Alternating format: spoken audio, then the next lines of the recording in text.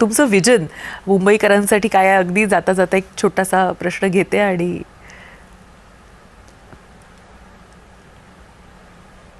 मुंबई शहर हे सगळ्यांच्या स्वप्नांचं आणि स्वप्नपूर्तीचं शहर म्हणून ओळखलं जातं. हे शहर गेल्या काही वर्षापासून एक कात टाकणारं शहर आहे नक्कीच असं सगळ्यांचा अनुभव येतोय. चांगल्या अर्थाने फार वेगाने बदल होत आहेत.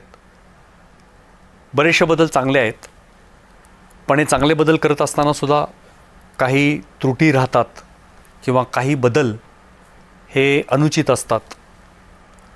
तर त्याच्यामध्ये सातत्याने सुधारणा करणं आवश्यक आहे. पण सर्वात महत्त्वाचा भाग म्हणजे शहरामध्ये कुठल्याही भागातून कुठल्याही भागामध्ये अर्ध्या तासामध्ये पोचता आलं पाहिजे.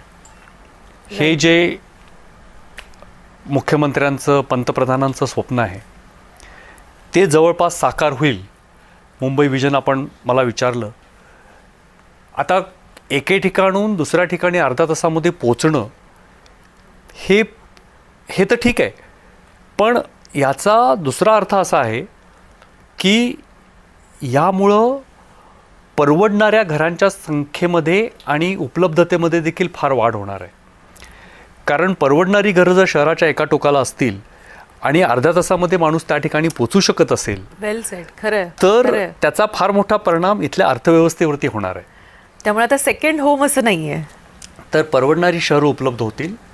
मुंबईकरांना कुठल्याही ठिकाणून कुठल्याही ठिकाणात अर्धा मग ते मेट्रो असेल, सर्व ट्रेन असतील, बेस्टची सुविधा असेल, रस्ते असतील तर पोचता येईल. आणि एक अत्याधुनिक शहर म्हणून या ठिकाणी जी रोजगार निर्मिती व्हायला पाहिजे ही तंत्रज्ञानाच्या क्षेत्रामध्ये मोठ्या प्रमाणावरती आता होईल पुढच्या काही कालावधीमध्ये.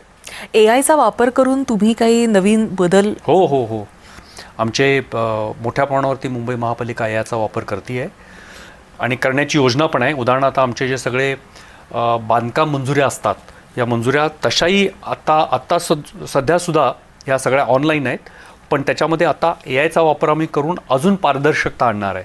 आणि जे ह्युमन इंटरव्हेन्शन आहे ते कमीत कमी करायचा आमचा प्रयत्न आहे. आमचे जे प्रॉपर्टी रिलेटेड इश्यू आहेत सगळे मालमत्ता कराच्या संदर्भामधले, त्याच्यामध्ये सुद्धा आम्ही आता सगळे AIचा वापर मोठ्या प्रमाणावरती करणार आहे. सो करप्शन फ्री, पारदर्शकता नक्कीच होईल आणि अर्थातच करप्शन फ्री करण्याचा आमचा संकल्प आहे.